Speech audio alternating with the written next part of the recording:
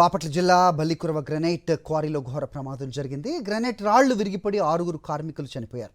కొండ చర్యలు విరిగిపట్టడంతో ప్రమాదం జరిగినట్లుగా స్థానికులు చెబుతున్నారు.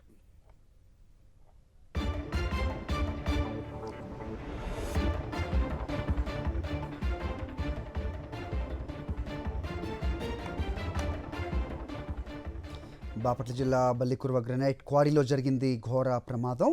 గ్రనైట్ రాళ్లు విరిగిపడి 6 కార్మికులు చనిపోయారు. కొండ చర్యలు విరిగిపట్టడంతో ఈ ప్రమాదం జరిగినట్లుగా స్థానికులు చెప్తున్నారు.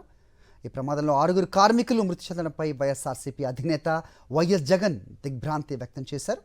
ఒడిశాకు చెందిన కార్మికులు పొట్టకూటి కోసం వచ్చి చనిపోవటం బాధాకరమన్నారు ఆయన. మృతుల కుటుంబాలకు తన ప్రగాఢ సానుభూతి తెలియజేశారు. ప్రమాదంలో గాయపడ్డ వారికి మెరుగైన వైద్యం అందించాలన్నారు. మృతుల కుటుంబాలను ప్రభుత్వం వెంటనే ఆదుకోవాలని డిమాండ్ చేశారు వైఎస్ జగన్.